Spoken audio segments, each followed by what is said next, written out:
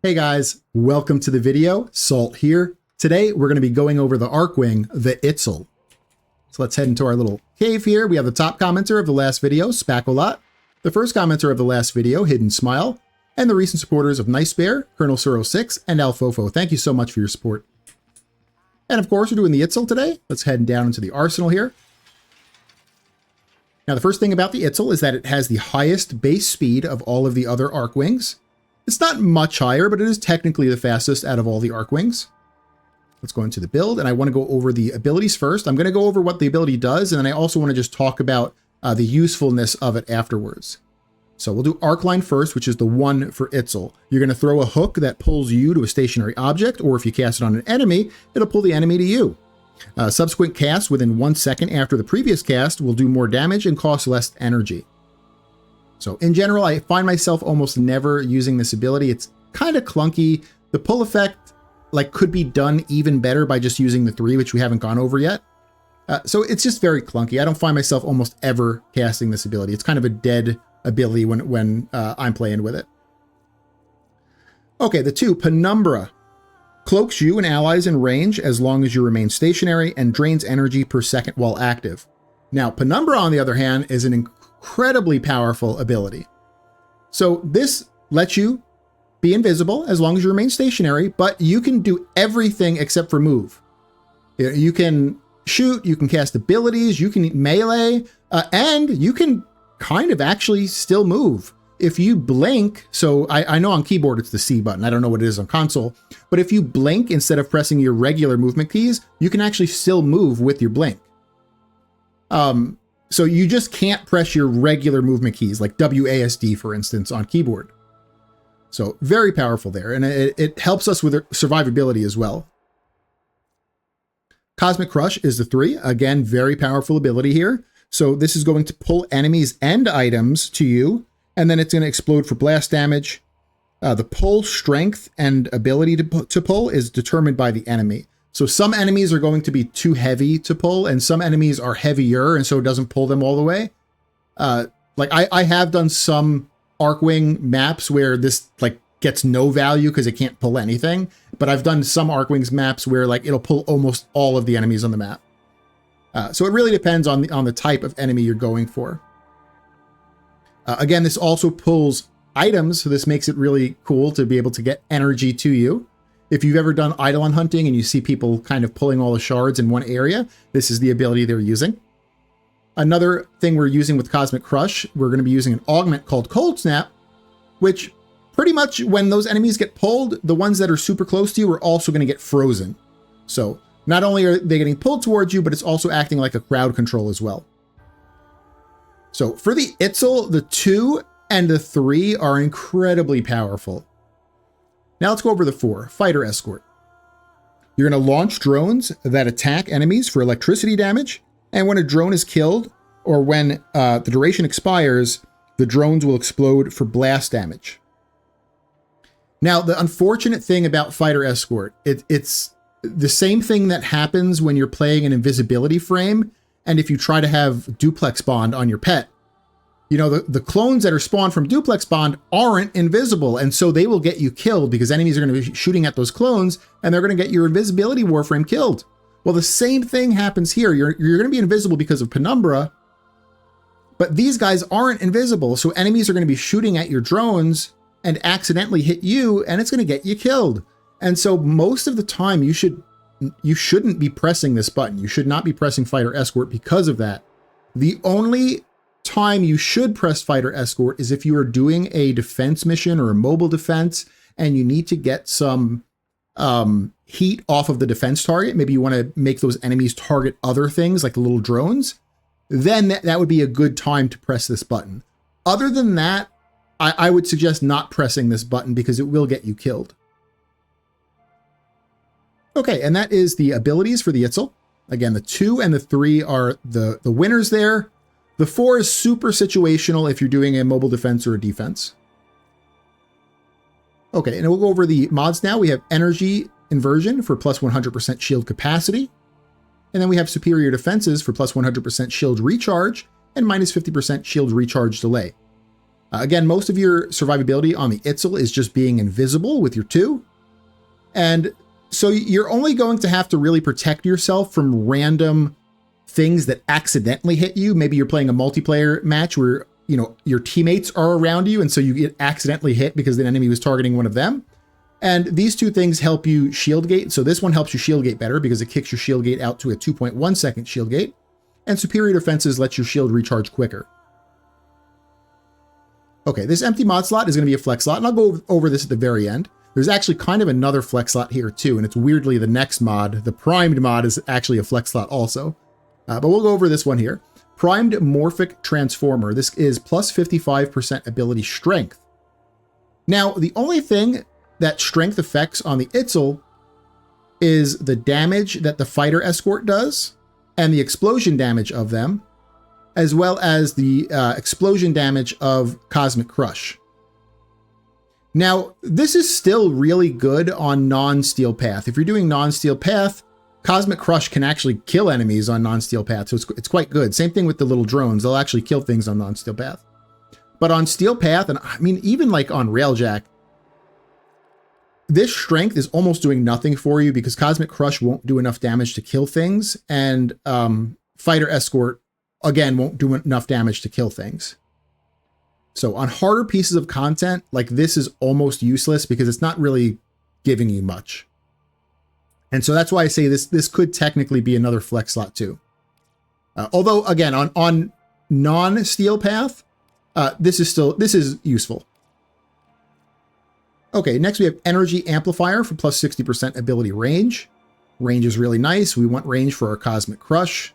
Range is also going to affect our Penumbra, giving our allies invisibility. Cold Snap is the augment for the 3, which we talked about already. System Reroute is plus 55% ability efficiency. This lets all of our abilities be a little bit cheaper to cast, and it also affects the drain on Penumbra for it to be less of an energy drain per second. So very good. And then in the last slot, we have Hyperion Thrusters. This is plus 27.5% flight speed. You're already fast as Itzal, but with this Hyperion Thrusters, you're now going to be zipping around all over the place. To go across the Deimos open world, I feel like it only takes like 2 or 3 seconds. It's crazy. Okay, so let's go back to this flex slot here. And also this flex slot and see what possibly could go into this one or maybe even both of these. So the Itzal doesn't really need anything else. Like there is a mod for duration, but you don't really need that on the Itzal because like your fighters already have 30-second duration and they're probably going to get you killed anyway. So you don't really need duration there. And they're likely just to die before that duration even expires. So you don't need duration in this slot. All these other mods you don't really need in that slot. You have enhanced durability, which is plus 100% health. And then you have Argon Plating, which is plus 100% armor. Now, normally, if you're going to put on health, you should also put on armor. The unfortunate thing is we only really have one like full flex slot. You could consider taking off Prime Morphic Transformer for Argon Plating if you really wanted to, but just consider that the base armor is only 50, and so Argon Plating only gives us 100 total, which would be 25% damage reduction. It's not that good. Well, it's not good at all, I should say. 25% damage reduction is pretty garbage. But there are smaller enemies sometimes in these Arcwing missions that will hit for smaller amounts of damage. So you could get some possible value out of Argon Plating. You would just have to put it over Primed Morphic Transformer here. Otherwise, I think this is how the build would look with enhanced durability. Again, you probably don't even need this, though. You probably don't even need enhanced durability here because your shields will probably just be doing your survivability for you. So this is how you build out the Itzal. I'm going to show now this on Steel Path. I'm going to do this on an Arcwing mission. I don't know if I'm going to do the interception or if I'm going to do the mobile defense. Maybe I'll do the mobile defense. So 2 very popular Arcwing missions that are actually really good to level up Arcwings is Uranus Callius. This is an interception. And then Neptune Salicea. This is a mobile defense. Now, Salicea is kind of considered the best for leveling up Arcwings, But I used to always level up my arc wings on Callus because there is a mod that drops there that used to sell for a lot of plat. It was dual rounds used to drop on Callus, and it would actually drop pretty frequently. You could, the farm on Callus was probably easily a 120 plat per hour farm, which is pretty damn good. You know, maybe 180 plat per hour if you got lucky with 3 of them dropping. However, primed dual rounds came out, and so I don't know what the price of dual rounds is now, but it's not what it used to be. It's not 60 plat. It's probably garbage now, so Callus might not be worth it. So, okay, let's go on Neptune. We're going to do Salicea. We're going to do the mobile defense here. We're on Steel Path. We're on Solo. Let's go ahead and queue this up. I'm just going to be using a Musalon, which is like the Billy basic arc gun that you get. It's actually a really good one, though. It's a basic arc gun that a lot of people will start off with, but it's a really, really good one. Accept your death, and you may yet avoid it. Trust in your training. All right, I'm not going to go too fast. That way people don't get motion sickness here. So we're going to head to the first objective here. Anytime you need to go into combat, you're just going to go up to an enemy. You're going to make sure you stay invisible. And then just continue on.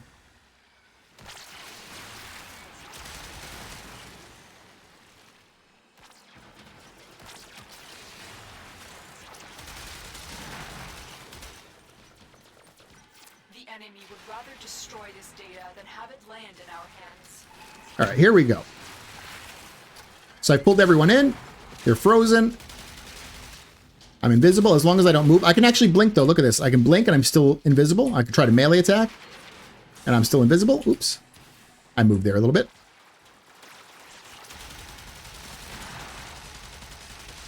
Gonna move a little bit here and suck these guys in, and then go back invisible.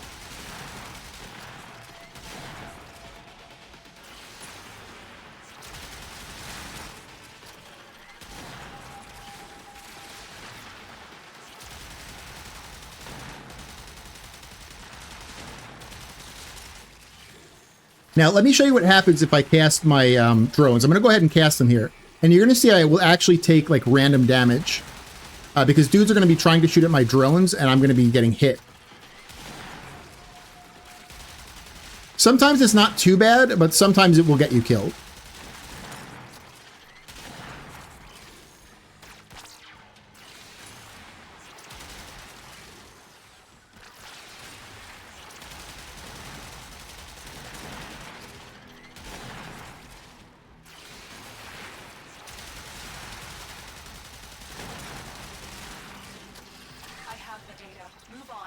All right, we can go ahead and move on to the next place here. If it's a little bit too hot, you could always just blink until enemies are not around you.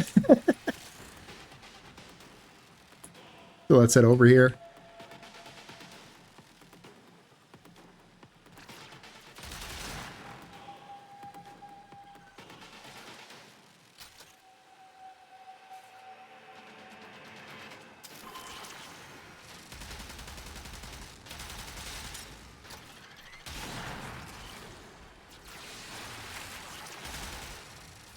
The markers on Arcwing missions always like confuse the hell out of me because like I guess these guys are like kind of far away, but they looked like they were right there.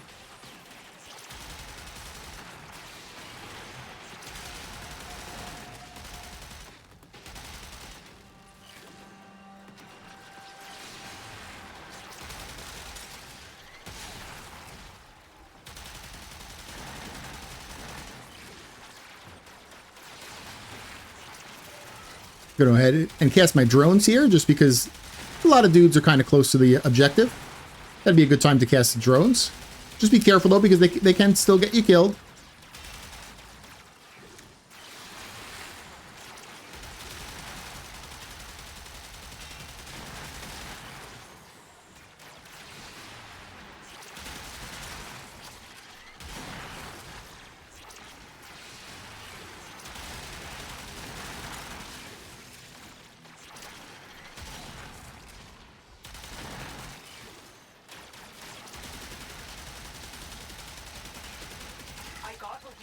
All right, go to the next satellite here.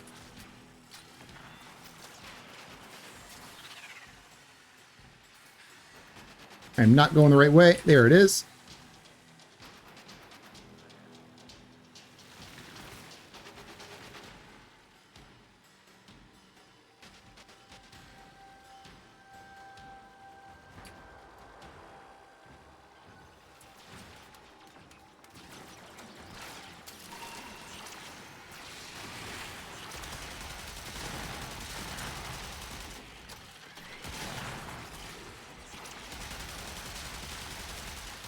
Now, when you pull dudes to you and freeze them, you can actually go ahead and melee them too if you really wanted to. You know, I can go to melee them right here, and I'm not breaking out of stealth.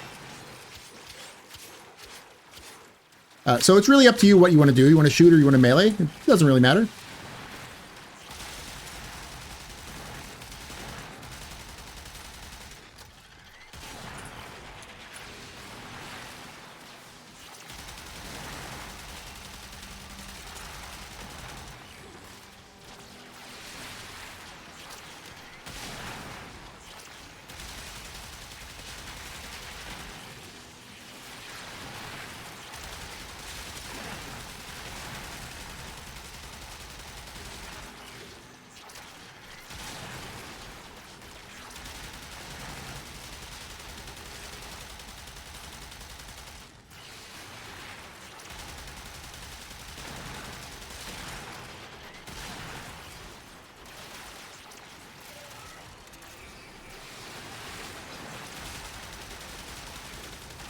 And that's it.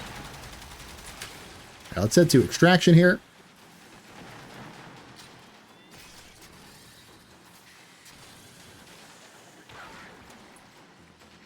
So the Itzal is really good. Is kind of like a mobile turret is what I feel like you kind of play as, because you do sit in one place. You know, you go invisible and then you kind of just 360 around and shoot. If you see a big group of enemies, you pull them in, but otherwise you're basically like a little mobile turret. And so we learn the importance of clarity. Also really good for endgame farming because it is the quickest Arcwing. So if you're just farming, like let's say you're just doing Deimos open worlds to like farm bounties, it is going to technically be the quickest one to go from, you know, point A to point B. Again, not much quicker, but it is technically the quickest.